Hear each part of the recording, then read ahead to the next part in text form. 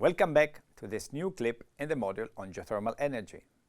Our focus is now on low-temperature geothermal systems. Low-temperature systems tap in aquifers with waters at temperatures around 60 to 150 degrees, which are used for heating.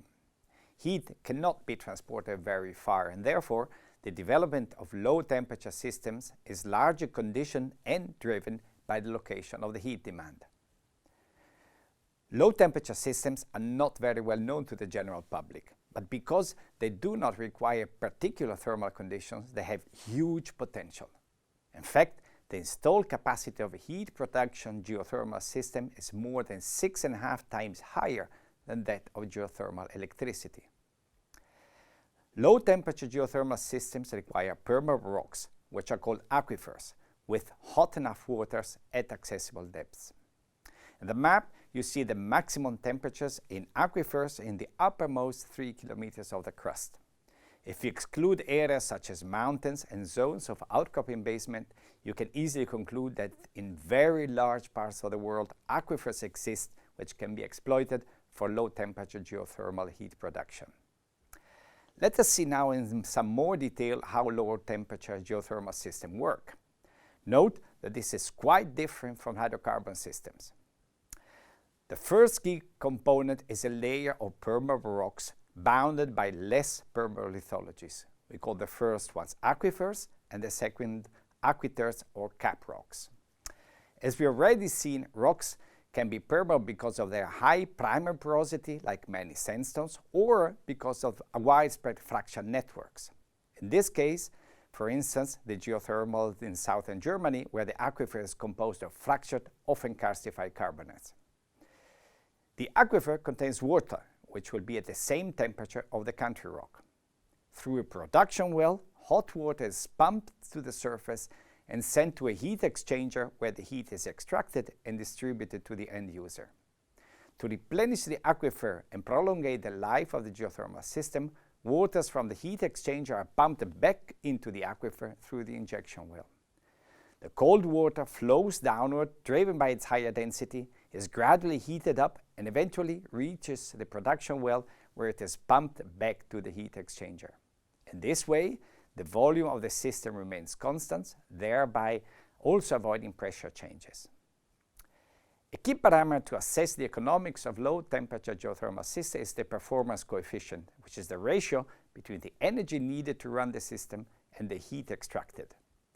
This parameter needs to optimize because higher flow rates result in higher heat production, but also in higher energy needed to pump the water in and out of the aquifer.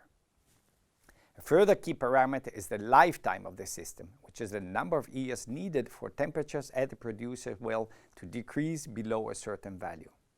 This depends on the flow rate at which we operate. If rates are very low, then the water will have ample time to equilibrate with the country rocks and temperatures at the production will not change. If on the contrary rates are high, then the equilibration will be incomplete and temperatures at the production well will decrease. It is generally considered that the low-temperature geothermal system becomes non-economical when the water at the producer has become 5 to 10 degrees cooler than at the beginning of exploitation. Geothermal systems are typically designed to have a lifetime of 20 to 30 years to ensure economic profitability and longevity of heat supply. Finding the best balance requires good understanding of the aquifer properties and good modeling work. In this series of numerical simulations, we show how the geothermal system behaves. Our simplified system is composed of a fully homogeneous aquifer sandwiched between two aquitars. In the slide, you can see a vertical section through the system and a map view at the middle of the aquifer.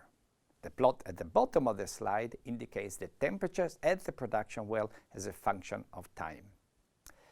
At time 0, where the water is at 80 degrees, and starts being pumped to the surface through the production well. After having released heat and therefore cooled down, it is re-injected into the aquifer.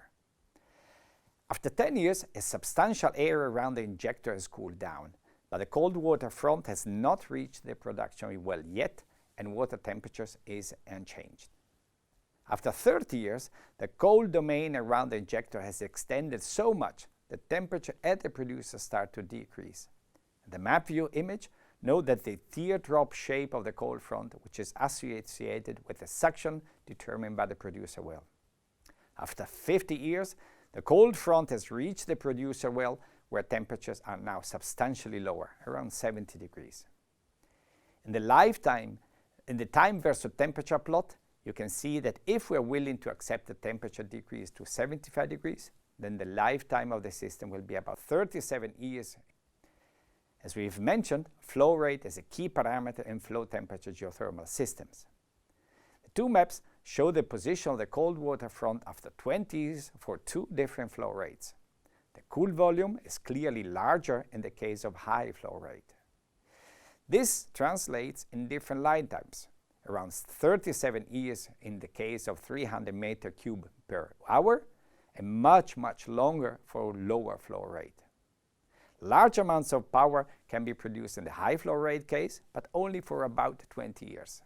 If the decision is made to operate at lower flow rates, the amount of power is substantially less, but spread over a much larger interval of time. Here we present the relevant equations underlying the behavior shown in the previous slides. The energy stored in the aquifer is the heat in place. This depends on the volume of the reservoir, the temperature of the reservoir and of the injected water, and lastly, on the volumetric heat capacity of the rock fluid system. How much of this heat can be extracted depends on the product of the fluid heat capacity times its density, the temperature difference between the produced and the injected water, and the flow rate. Different from what assumed until now, aquifers are not homogeneous and are characterized by a variety of heterogeneities at different scales from the centimeters to the hundreds of meters. Some heterogeneities are associated with lateral changes in the type of sediments. The two sand bodies shown in the picture, for instance, are separated by clay layers and therefore do not communicate with each other. Faults are another type of heterogeneity. They can form barriers for the lateral flow of fluids, and if they are not identified correctly, injector and producer wells placed on the two sides of a fault might not communicate. But faults can also channelize fluid flow. This is especially true when faults are associated with thick damages. In some geothermal fields, wells are drilled across faults in order to capture the largest flow of hot water. Predicting the spatial distribution of the heterogeneities is a key task of the geologists working on low-temperature geothermal systems. The spatial distribution of the geological heterogeneity depends on the environment in which the sediments were deposited. In meandering river systems, for instance, permeable sands are mainly limited to the channel and pass lateral to the less permeable silts and shales deposited in the floodplains. With time, the river channels migrate laterally, creating a three-dimensional network of sand bodies. In the first step, a geological model of the target volume is built, integrate data from wells with sedimentological knowledge of the relevant sedimentary system. In the second step, physical properties such as permeability and heat capacity are assigned to the different sedimentary bodies forming the model. The model is then ready and is used for a large number of simulations. These include testing the position of the injector and producer wells with respect to the sedimentological heterogeneities and identifying the best distance between these wells. We would like to conclude this clip mentioning some of the challenges facing low-temperature geothermal systems. At the technical level, a significant problem is encountered in several projects is clogging. This is the deposition of minerals such as calcite inside the well and pipes, resulting in a decrease of the production capacity. Clogging can be dealt with by adding chemicals which inhibit the precipitation of calcite. Other challenges are associated with the pressure changes which might take place in the aquifer when fluids are injected to increase aquifer permeability. If not carefully predicted and monitored, pressure changes can cause fault slip and other unwanted side effects.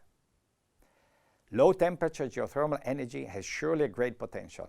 It is attractive for a large number of countries and regions throughout the world, and it will become increasingly important.